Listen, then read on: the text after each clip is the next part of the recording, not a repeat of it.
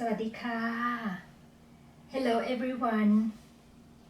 Today I'm going to read a novel by Panwadee, Cooking Diva.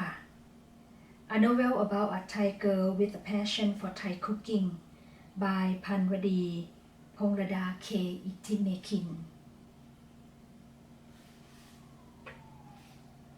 Cooking Diva, Episode 2. I miss you very much, dear. A phrase frequently ends with "der" in the Isan dialect. Mrs. Kamdi let go of her daughter's hands. She looked up to see Inoy's beautiful face with adoration. Tears began running from her eyes, so she wiped them off with the help of her daughter. Mr. Bunmi, a weather farmer, stood by closely, watched them with an overwhelming feeling. I miss you and Mom a lot. Meedee gave a whine, a prayer-like gesture of respect to her dad. She noticed that Dad's eyes were full of tears too.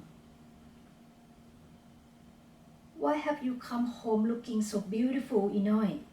You look like a Mam Gamdang, a Western lady with rosy cheeks. How about little Belle? What she cried from missing you? Mrs. Kamdi raised her left hand to touch her daughter's left cheek and smiled broadly. In another corner of her heart, however, she was thinking of her granddaughter Belle. We have stayed in Paris for 2 years already. Little Belle now goes to school. She has made so many good friends with her classmates that she is very attached to me as she used to be. The little girl doesn't need a babysitter anymore. I miss you guys, so I decided to come back home. You are right. I remember. Before going abroad, you two were so attached to each other. Little Belle may have grown so much, huh? She is now 4 years old. She must have forgotten us already. Belle mentions Grandpa and Grandma all the time. We are still very close. She cried when she knew that I would come back home. I told her that I would be away only a couple of months and would go back to stay with her as soon as I could. Poor little girl, Kamdi said. But Kamdi, it is very hot here. Inoy had just arrived home, so let her get some rest inside the house. You can chat with her later, dear. The weather farmer was afraid that his daughter, who just came back home from abroad, would suffer the heat of the strong sun. He didn't want her skin to get tan. Inoy, take a rest, dear. Mom will accompany you to pay respect to the village. Puta, grandfather. Try later. Yes. Mr. Bunmi carried her daughter's backpack and climbed a 5-step ladder after his wife and daughter. They went into their small house. The house was made from thick wood with thin roof. It was situated near the Mekong River, which bordered Thais and Laos. Most Thai Isan villages are situated on a hill near a pond, a farmland, or a forest, from which the villagers can go and look for food and wild stuffs. After a while of resting and drinking rainwater from an earthen jar in the house, the mother and daughter went to pay their respects to the Buddha shrine located just outside the village. The shrine was situated under the shade of a huge tree. Cutting the tree was never the intention of the villagers. It is a tradition for northeastern Thai and Laotian to have a Buddha shrine for their village. It is their belief that the ancestor spirits remain in the shrine and help protect the people in the village. In every shrine in all villages, there is Mojam, a man who can contact with the spirits in the shrine. When someone wanted to migrate to the village or simply come to stay, they had to bring offerings such as food and fruits to pay respect to the Buddha shrine, with the belief that the ancestor spirits would then give them protection. Even before farming, most farmers would pay respect to the spirits of the Buddha shrine, also called Pitahak, who would give them happiness and protection. It was believed that Pitahak could see all that was going on in the village. If the people in the village behaved or observed well to their traditions, happiness and prosperity would be their reward. On the other hand, if traditions were violated, it would be the Pitahak that would bring punishments and disaster to the villagers. Mrs. Kamdi offered the ripe bananas she brought from home to the spirits of the Buddha shrine. She then turned to her daughter. Inoi, tell the ancestor spirits that you are back home. Pray for good wishes and protection. Yes, Ime. Meedee gave a why and whispered a prayer in her heart. She then did why 3 times on the ground. She saw her mom close her eyes and whisper a prayer. Om Piang, help me win the lottery.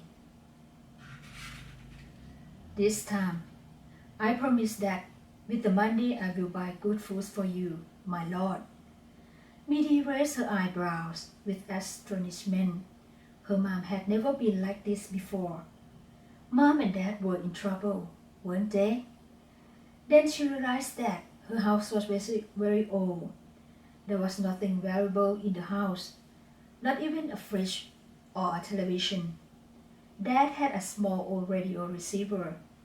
She did not dare think that they had sold all their belongings. How could she be happy if they were so poor and unhappy with their life? She went on thinking about this matter on the way back home.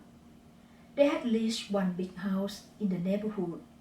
Mom stopped there and asked her to wait outside the house. Mom had disappeared for a while.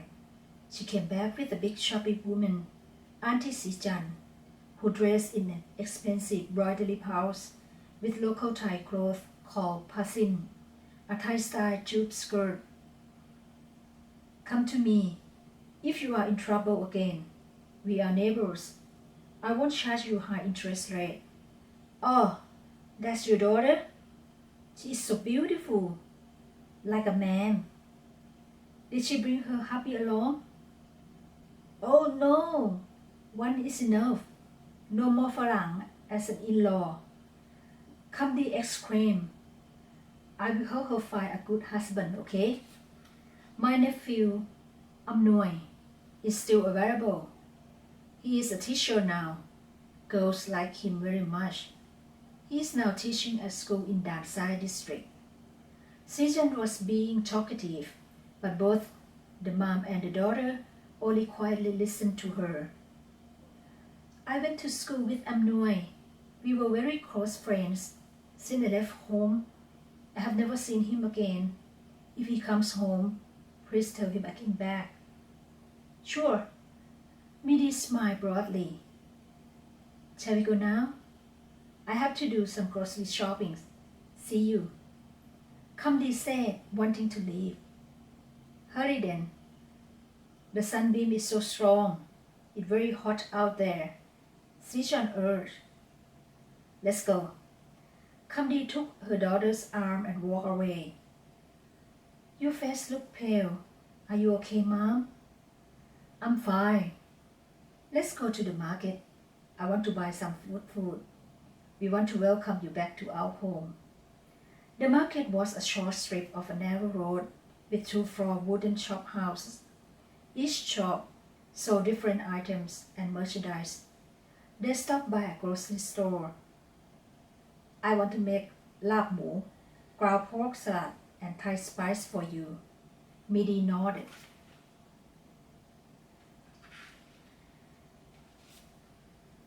I'm so glad for you. Your daughter must have worked abroad and saved a lot of money, eh? You are back to stay, right? Good, good, good. Your mom and your dad will have a comfortable life then. Auntie Viang, a Thai with Chinese blood, said with a smile.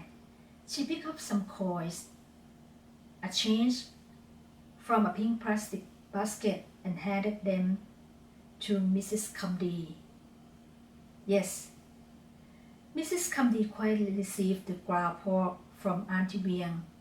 She then grabbed her daughter's arm and hurried home. Mrs. Kamdi gave her daughter a treat by cooking Thai papaya salad with para, tam som pra, fried chicken, and sticky rice for lunch. Later in the evening, she cooked Thai Laos food for dinner, such as lap mu, keng om, nam prik para sap, with fresh vegetables, grilled fish, and sticky rice in a small bamboo basket called gratip. What's the matter? Sap bo? Sap means delicious. She asked with a satisfactory smile when she saw her daughter enjoying dinner. Bunmi was looking with the same feeling as well. Meedee had never eaten authentic Isan dishes for 2 years. She missed it so much. While she was staying abroad, her only Thai foods were popular dishes such as Tom Yam Kung, Pad Thai, and Masaman. Sap ili dah. It is very delicious. I haven't had our Isan food for a long time. I miss your cooking. I miss you, Iman. I'm glad that you like it. Eat a lot more then. Even though all the foods were very hot and spicy, she loved them. No food anywhere could compare with her mom's cooking. The food was hot and spicy, so tears were running down her face while she was eating so much that her eyes and face had gone red. Dad gave her water from the earthen jar. Kamdi barely touched the fruits. She watched her daughter eating without closing her eyes. You are full without eating, eh? Asked Bunmi. I'm happy. Inoi comes back to our home. I'm full of joy. I can eat. Tonight, you two will chat and sleep together. I will sleep outside. You go sleep in Inoi's room, okay? I miss my daughter very much. Tonight we will chat all night. You are already full, huh? Mrs. Kamdi asked when she saw her husband take his plate and stand up. Dad, leave it. I will do the dishes later. I will go and make the bed for you. Kamdi said, Thanks, Mom. That single-story wooden house was very run down. It had 2 bedrooms with 1 toilet.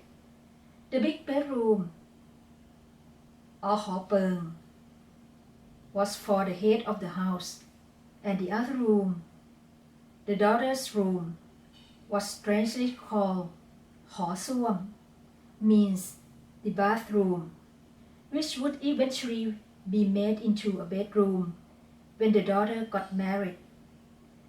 In a corner outside these rooms, there was a mantel called Haksa, believed to be where ancestor spirits stay.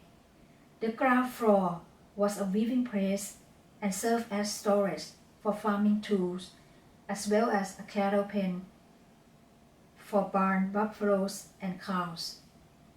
Next to the house was a rice barn built with red wood for their long-lasting quality. It was believed that the bigger rice barn, the richer the owner of the house. After cleaning all the dishes, Meedee took a shower and changed her clothes. She wore her mom's clothing, a pink Burberry cotton blouse and passin. She sat down beside her mom on a mat inside a big white mosquito nest.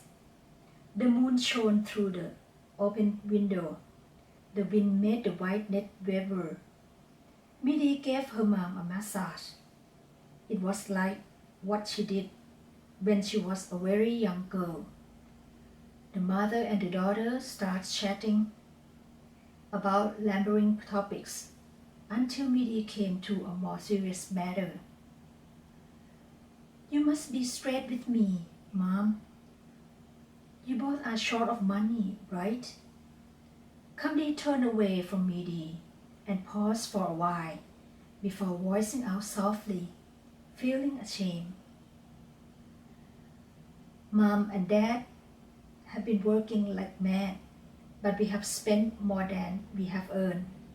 Nan Bun has been a spender. We have continued sending him money because we don't want him to drop out from school. We are so sorry for making you drop out from college several years ago, and yet making you work hard to support us. I don't mind supporting him at all, but tell me, Brother Nan Bun has studied in Bangkok for many years already. Why hasn't he finished school? He's not good at school as you are. But don't worry, not too long from now, he will finish. He will have a good job and make good money too. We will be very proud of him. Meedee could sense how much love and hope Mom and Dad gave to her younger brother. Everything they did it for the youngest one. He was their long-time waiting son when he was born. They named him Nan Bun, a long-awaited blessing. He was the only son of the family. They had their high hopes for him, so they sent him to school in Bangkok. I have been sending you money every month, haven't I? She had been working as a kitchen helper at a Thai restaurant while she was living abroad for 2 years. She saved as much money as she could so she could send it home every month. But it is still not enough. Let's talk about you. You are coming back to stay? Both of you are old. I want to stay home to take care of you too. I will find a job here. You can't do anything here. You have not finished school. You have no certificate to apply for a good job. I have experience. I can apply for a job at the hotel in town. A hotel job? You will be ashamed to our family like your sister. Okay, I will find a job at a local restaurant. I took some cooking and food science classes in college. I know a bit about food preparations. I can cook Thai food. It's a pity that I could finish college. She said without thinking that it would make her mom feel sorry for making her drop out. It is kind of late. Go to sleep. I'm going to sleep now. Kamdi said softly, Yes, Mom. She closed her eyes but could not go to sleep.